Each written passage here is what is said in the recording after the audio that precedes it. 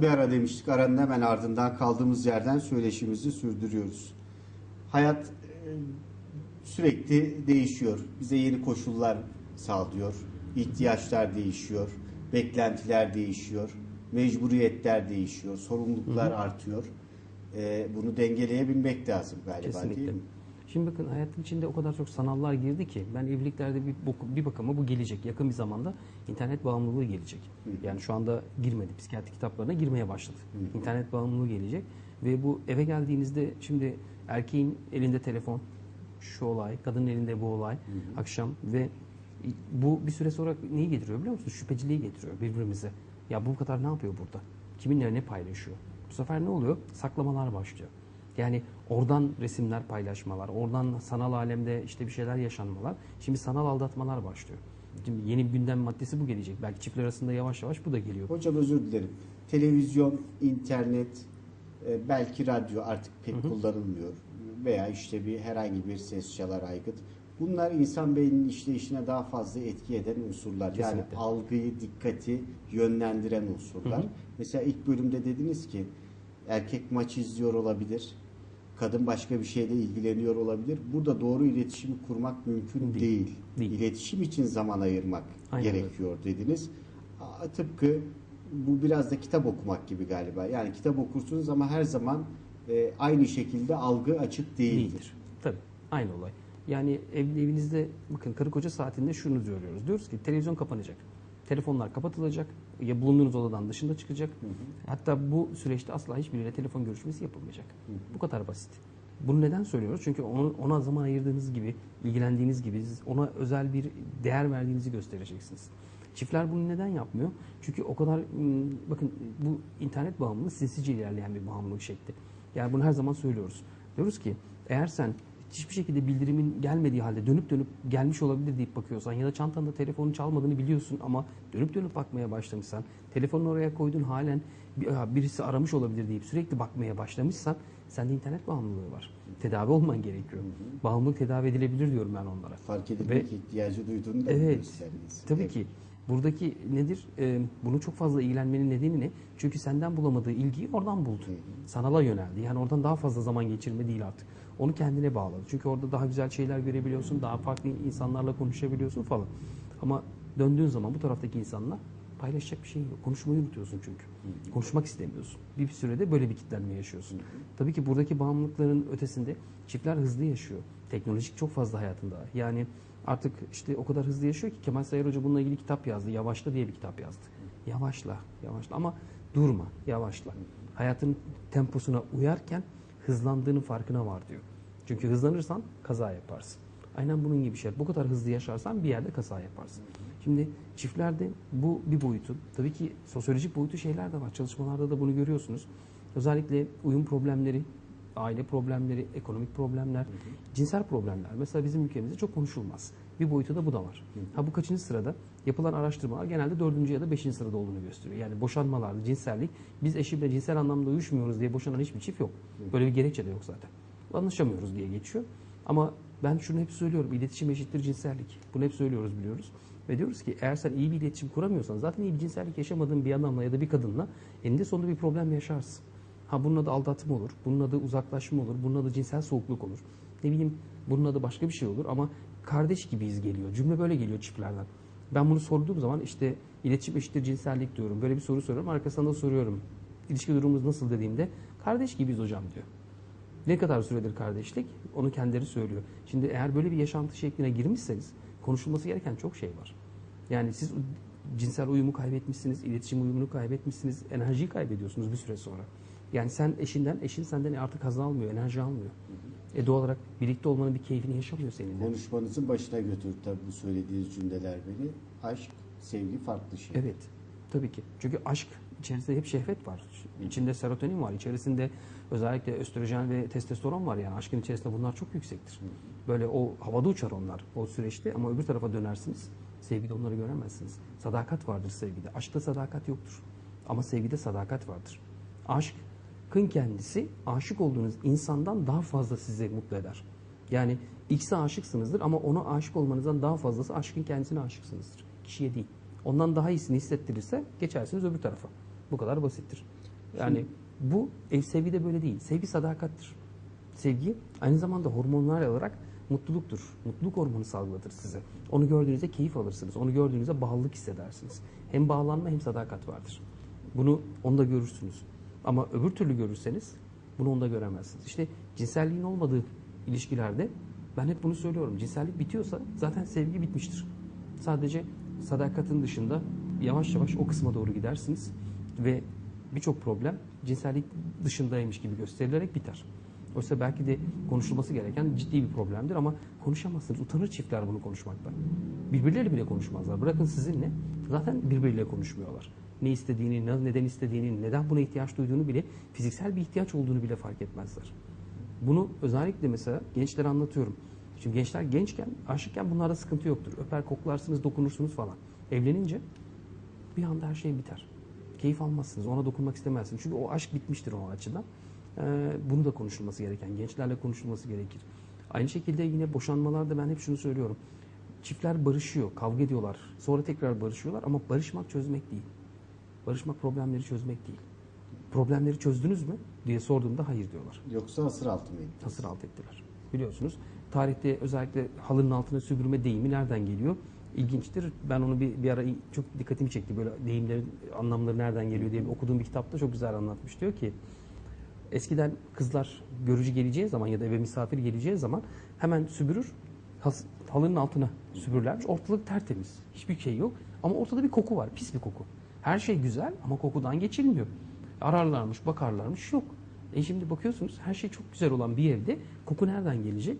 Demek ki bir şeyler var ama görünmüyor. Görünmeyen bir şeyler görünen daha fazla boşanmayı teşvik ediyor.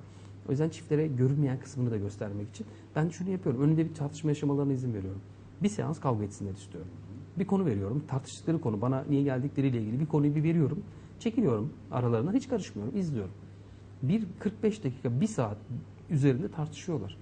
Sonra cümlem şöyle geliyor. Peki bunu gerçekten evde de böyle tartışıyor musunuz diyorum. Evet diyor. Sonra anlıyorum ki işte bu tartışma onların her zaman yaptığı alışkanlık haline getirdiği bir davranış. Ama çözüm odaklı değiller. Hep problem odaklı tartışıyorlar. Hep geçmiş odaklı tartışıyorlar. O yüzden de çiftlerde bunu kurtarmanın yolu ne? Patinajlarını kurtarmak. Çok patinaj yapıyorlar. O kadar çok ki senin annem, benim annem patinajları var. Eski örnekler patinajları var. Cinsellik patinajları var. Maddi patinajları var. Yani o kadar çok ki bunlar. Bunları onlara gösteriyoruz. Diyoruz ki bak bunlar düzelmezse sizin düzelme şansınız yok. Benim 3 seçeneğim var onlarla. Çalışırken 3 seçenekli çalışıyorum. Diyorum ki birinci seçenek A seçeneğiniz. Böyle gelmiş böyle gider. Diyorsanız bana ihtiyacınız yok, gidin. Gelmenize gerek yok. Çünkü o zaman ben bir şey yapamam. Böyle gelen böyle giden bir ilişkiye ne yapacaksınız? B seçeneği hayır ben değişeceğim. Daha kaliteli, daha mutlu bir evlilik yaşamak istiyorum. B. C seçeneği olmadı boşanacağız. Şimdi bana 2 seçenekleri kalıyor. Ya bu ya bu diyorum. Ama bunlardan birini seçmediğimiz müddetçe çalışamayız. Bu sefer ne oluyor? Çalışmak için bir seçenekle buluşmak. O bile onları zora sokuyor. Çünkü aynı seçenekle buluşmamışlar uzun zamandır. Şimdi seçenekle buluşuyorlar. Ve değişime kararı almak zorundalar. Hayattaki en zor şey çiftleri değiştirmektir. Birini değiştirmektir en zor şey. Ve birini değiştirmek istiyorsanız kural şu olmalı. Ben hep böyle savunuyorum. İddiam da bu. Onların kurallarıyla değil, senin kurallarınla onları ancak değiştirebilirsin. Onlar zaten değişecek olsa bu sana gelmezler. Öncelikle senin kurallarınla değişmelerini sağlaman lazım. Bu umudu, bu ışığı onlara vermen lazım. Öbür türlü değişmiyorlar. Böyle bir kararları olmuyor. Şimdi daha önce demiştim ki bu kişiliklerin birbirlerini baskılaması, yani karşı tarafında kendisi gibi olmasını beklemesi, gerek sorunların çözümünde, gerek olaylara yaklaşımında böyle bir şey mümkün mü? Bu da düştüğümüz hatalardan biri. Şimdi bu bastırılmış kimlikler dediğimiz kimliklerde daha çok olur Ömer Bey. Yani kimlik derken bir tarafın baskın olduğu, öbür tarafında ya problem çıkmasın ya da korktuğu ya da başka şeyler sebebiyle sanki o kimliğe uyum sağlıyormuş gibi yaşadığı kimliklerde olur. Bu dediğiniz olur. Bastırılmış insanlarda bu özellikle aynı şekilde davranış olabilir. Ama şöyle de olabilir. İkinci boyutu. Farklı kişilik olmaları bize zenginliktir. Farklılığımız zenginliğimiz çünkü. Bunu onlara öğretiyorum zaten ama farklılığı zenginliğe dönüştürmenin yolu aradaki farklı bakış açılarını azaltmaktan geçiyor. Yani aradaki farklı bakış açılarınız her zaman olacak. Çünkü farklılıklarla zenginleşeceksiniz ama her konuda farklı düşünürseniz kavga çıkar. Her konuda farklı düşünemeyiz. Birlikte düşüneceğimiz aileyle ilgili konularda farklı düşünemezsiniz diyorum. Evlilikle ilgili. Ama diğer konularda farklı düşünebilirsiniz. Dünya görüşü, siyaset, arkadaş, benzeri. Ama öncelikle evlilik konusunda ortak düşünceleriniz olmalı. O zaman Kararlarda ortak olmalı. bütüne baktığımızda bir yapboz misali mi olacak? Yani girintili çıkıntılı birbirine uyumlu bir yapı. Tabii ki. Karşı tarafı anlayabilen, çözüm üretebilen. Buradaki tabii ki dediğiniz çok güzel bir örnek. Yani doğru bir metafor aslında. Yani birbirlerinin eksikliğini tamamlayacaklar. Şimdi hep şunu yapmayacaklar. Yani ben haklıyım, güçlüyüm, ben kazanmalıyım. Algısı çiftlerde çok yüksektir. O kadar yüksektir ki ben haklıyım, ben kazanacağım algısıyla bakarlar birbirlerine. Ben de şunu öğretiyorum. Çocuklara öğrettiğim bir teknik oradan getiriyorum onlara da. Çocuklar en çok sevgiyi ne zaman hak ederler diye soruyorum. Yanlış yaptıkları zaman. Bir çocuk yanlış yaptığında sevgiyi çok fazla hak eder. Ben çocuklarla çalışırken bunu çok seviyorum. O cümle onların en çok sevdiğim şey. Ailelerin davranışını değiştiriyor çünkü. Eğer bir çocuk yanlış yaparsa sen de sevgiyi daha fazla gösterirsen yanlışını düzeltir çocuk. Ama tam tersi kızarsan yanlış yapmaya devam eder. Bunun gibi çiftlere de şunu öğretiyorum. Sen haklıyken, %100 haklıyken ve eşin %100 haksızken onun kazanmasına izin veriyor musun? İşte senin evliliğin o zaman kazanır. Onun kazanmasına sen haklıyken izin verdiğin gün bu evlilik kazanır. Bana ihtiyacın yok o gün. Haklıyım, sen kazan. Bu duyguyla davranabiliyor musun? Çoğu davranmadıklarını biliyorum. O krediyi açmak gerekiyor. Açmak gerekiyor. Yani o krediyi bilmiyor çünkü dediğiniz gibi. Bilmiyor ki, kullanmamış onu hiç.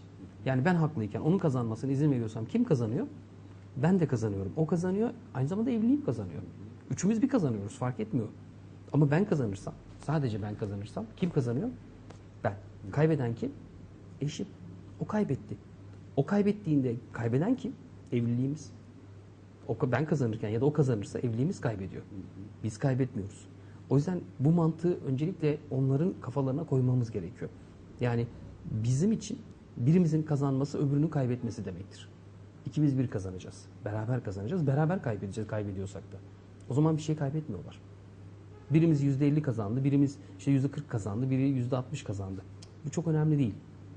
İkisi beraber yüzde kaç kazandı? Beni esas o ilgilendiriyor onlarda. İkiniz birlikte %10 kazandınız mı? İşte bu evlilik güzel bir evliliktir diyorum. Onu da sağladığımız gün zaten vedalaşıyoruz biz onlarla. İyileşiyorlar çünkü. Yani çatışması şöyle görüyorlar. Özellikle hep şöyle görüyor. Çözülemez problemlermiş gibi geliyor çiftlere bu. Bu problemler asla çözülemez. Şimdi asla çözülemeyecek problemler var. Onlara zaten baştan konuşuyoruz. Patoloji ise, eğer olay biraz patolojik boyutta bir şey varsa zaten onun çözülmesi mümkün değil. Orada bir psikiyatri desteği gerekir. Patolojik kısmında, yani adamda anksiyetenin en dibini yaşıyor, depresyonun en üstünü yaşıyor kadın, ya da ne bileyim patolojik anlamda sıkıntı var çiftin birinde, zaten oradaki patolojiyi çalışamazsınız. Çiftlerde bu zaten ciddi anlamda, ya da başka anlamlarda mesela aldatma var. Çalışırsınız, aldatma bitmeden çalışamazsınız. Bitmek zorunda. Bitmemiş bir aldatmayı çalışamazsınız, mümkün değil. Devam ediyor çünkü süreç. Ya da ne bileyim işte aileler evin içerisinde yaşamaya devam ediyor. Siz bunların ekonomik bağımsızlığını sağlayamamışsa çiftler, o zaman kök aile problemleri asla bitmez. Yani erkeğin ya da kadının ailesi devam ettiği müddetçe yardım etmeye, ekonomik anlamda söylüyorum, o ailede kök aile problemi asla bitmez. Çünkü onlar yardım ettiği çocuğuna bırakmak istemezler. Çünkü ben veriyorsam benim istediklerim, benim kurallarım geçerli olacak. Doğal olarak da bu kök aile problemleri mesela devam ettiği müddetçe sorun düzelmesi biraz zor oluyor. Çiftlerde bunların ayrıştırılması gerçekten zor olmak zorunda. Yani ayırmamız gerekiyor. Şimdi bu modern yaşamın getirdiği mecburiyetler vardı. Gerek çalışıp kazanmak anlamında, gerek sosyal olmak anlamında. Farklı yerlere daha fazla zaman ayırmanız gerekiyor. Mesela Evet. işte internet örneğinden verdiniz. Eskiden böyle bir şey yoktu. Tabii. Televizyon yoktu vesaire yoktu. Masraflar arttı, ihtiyaçlar arttı. Daha fazla çalışıp daha fazla kazanmak gibi bir ortam oluştu. Peki burada aileye ayrılan zaman, eşe ayrılan zaman bir yerlerden kısmak zorunda Tabii ki. kalıyorsunuz. Tabii ki. Dengelemek mümkün mü? Tabii ki mümkün. Şimdi bakın, daha kolay şey nedir? Bu teknolojiyi ne amaçla kullandığınız çok önemli. Ne amaçla kullanıyoruz teknolojiyi? Dinlenme, eğlenme, keyif veya başka amaçlarla. Niçin kullandığımız çok önemli. Çalışmak için mi kullanıyoruz teknolojiyi? Örneğin eve geldik, Face'te ya da internette niçin dolaşıyoruz? Eğlenme için. Doğru mu? Ya da dinlenme sürecimizde yapıyoruz bunu. Ben bir dinleneyim diyoruz, televizyon izliyoruz. Şimdi bakın, dinlenme bile yanlış bir kültür bizde. Dinlenirken, dinlenmek dediğimiz şey sadece bütün duyu organlarının dinlenmeye, inzivaya çekilmesidir. Siz ne yapıyorsunuz? Televizyon izlerken dinlendiğinizi düşünüyorsunuz. Böyle bir dinlenme şekli yok. Hani Japonları çok seviyorum o yüzden. Japonların bir sistemi var. Üçlü sistem Japonlarda. Dinlenme, eğlenme, çalışma zamanı var Japon'un. Japon diyor ki dinleniyorum. Gözüne bir koyuyor bantı, kulağına bir koyuyor kulaklığı, yatıyor. Bu kadar. Ben dinleniyorum diyor. Uyuyorsa uyuyor. İşte yüzüyorsa yüzüyor. Dinleniyorum diyor adam. Benim şeyim bu. Eğleniyorsa eğlencenin dibine vuruyor. Kitabını o zaman okuyor. İnternetine o zaman giriyor. Diyor ki ben eğleniyorum şimdi. Ama çalışırken bunların hiçbirini ellemiyor. Hiçbiri yok onda. Şimdi biz bunları birbirine karıştırdığımız bir milletiz. Şimdi ne zaman kitap okuyorsun diyoruz? Boş zamanımda diyor. Boş zamanda okunan bir eylem değildir ki kitap okuma gibi. Böyle düşünün bunu şimdi. Aynı şey. Biz teknolojiyi ne amaçla kullanıyoruz? Televizyonu ya da interneti, bir diğerlerini eğlence amaçlı. Hayatımızın 2/3'ü eğlence amaçlı mı olur? Yanlış. Ortada bir yanlış var. Yani orada bir dengelemeniz için bir yanlış kullanıyorsunuz. Yani akşam, gündüz, sabah, öğlen 24 saatin, 20 saatin eğlenme amaçlı kullanamazsınız. Hayat böyle bir şey değil ki. İşte Çocuklara mesela kısıtlama getiriyoruz ama Evet. genelde gözlerin bozulur diye bir kısıtlama getiriyoruz. Halbuki mantıklı bir olay. Tabii Çünkü onun belli bir miktarda zamanını oraya ayırması lazım ki diğer Tabii. sorumluluklarını üstlenebilsin. Ailesine zaman ayırabilsin. Tabii ki. Çünkü ders çalışmak istiyor mesela çocuk. Odasında telefonun ne işi var? Ben bunu hep söylüyorum çocuklara. Ben kendi oğlumda da mesela ders çalışırken odasında telefon bulunduğunda direkt alıyorum. Diyorum ki hayır. Bu çünkü oraya gelen bir mesaj, bir ses, bir şey anında dönüp merak ediyor çünkü ona bakma ihtiyacı hissediyor. İlgi dağıtıcı bir unsur. Tabii ki dönecek bakacak ya da eşinizle sohbet ediyorsunuz aklınız telefonda. Ya birisi acaba mesaj atmış olabilir ya da bir bildirim. Ya neyini bildirecek? Merak ediyorum ne bildirebilir akşama kadar? Yani bir insan sabahtan akşama kadar ne bildirebilir? Saatler boyu bunu ne bildirebilir? Böyle bir şansınız yok. Yani eşinize 20 dakika, 30 dakika ayıramamanın sebebi nedir? Bu tür olaylara çok zaman ayırmaktır. Bunu kapının önünden girdikten sonra kenara koyamamaktır. Aynı anda herkese yetme gibi bir lüksünüz de yok. Yok tabii ki. Bunun farkına var. Tabii ki yok. Televizyon aynı şekilde bakın. Televizyon bu çok masum kalıyor şimdi.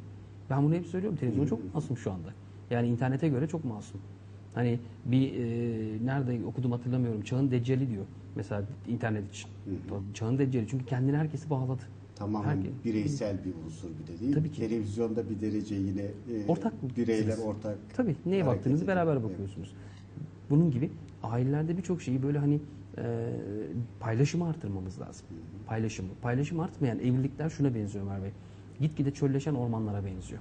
Bir orman eğer su almazsa bir süre sonra çölleşir, kurur. Aynı şekilde evlilik de böyle bir şey.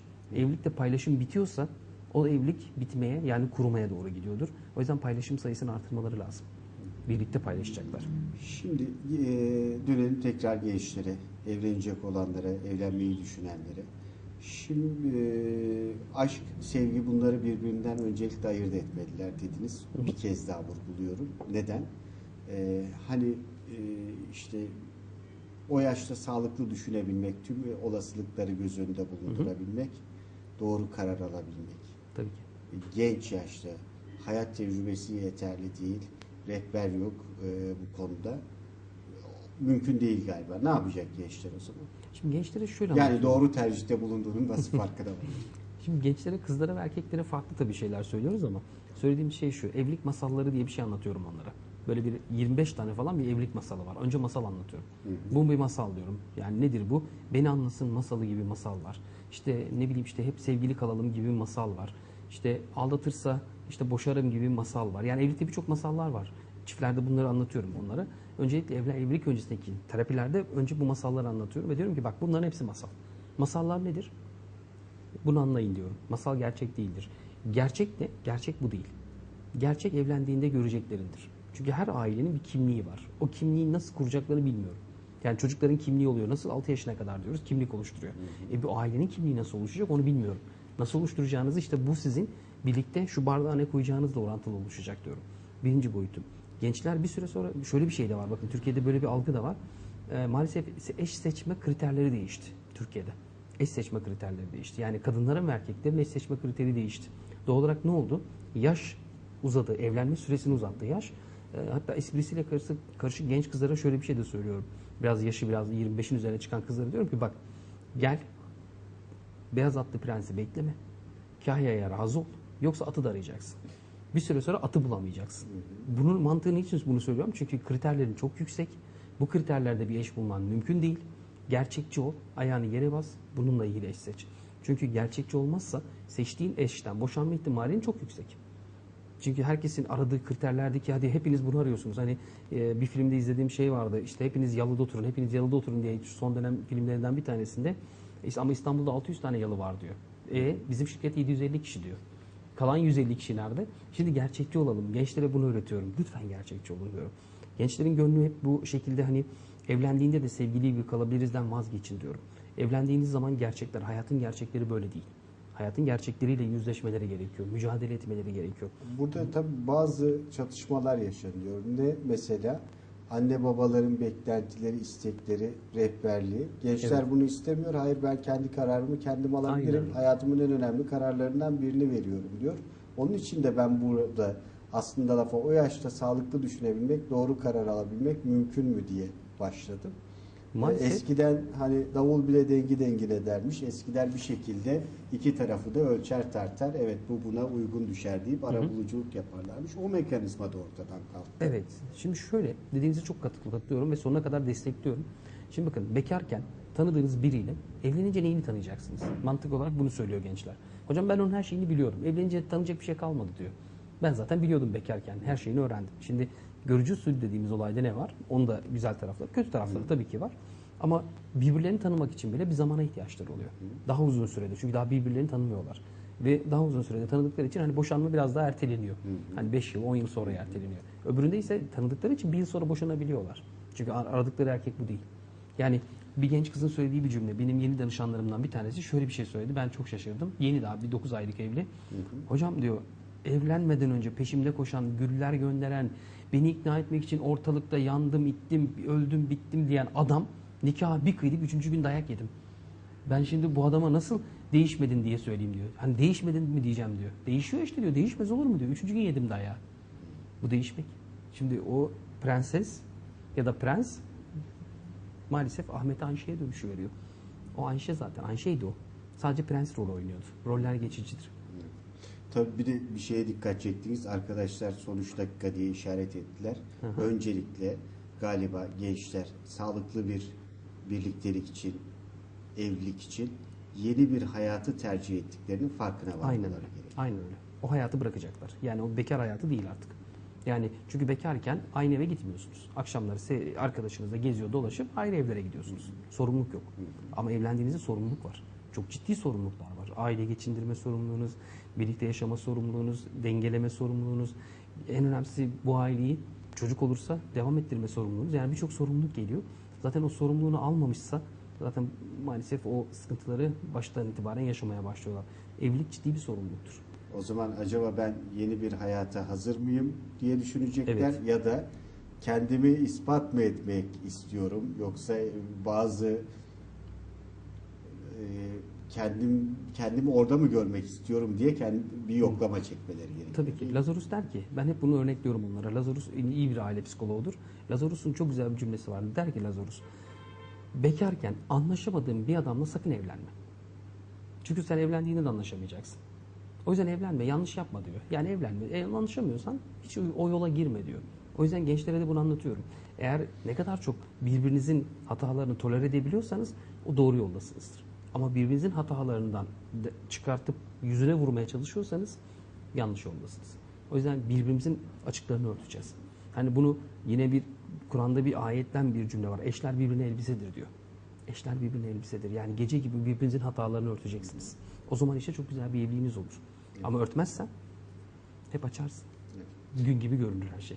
Peki, teşekkür ediyorum. Ben Size teşekkür de kolaylıklar, başarılar Çok teşekkür diliyorum. ederim. Efendim, bugün aile kavramını ve özellikle son yıllarda toplumumuzda hızla artan boşanma meselesini ele alalım istedik. Tabii burada sizlere birer ipucu verebildiysek, konuyla ilgili merakınızı cezbedebildiysek ne mutlu bize. Önemli olan sorunları tespit etmek, bunlara dair çözüm için adım atabilmek. O anlamda da uzman psikolog Doktor Sayın Cengiz Türkmen'den bu programda yardım istedik hepiniz adına. Kendinize çok iyi bakın. Şimdilik hoşçakalın.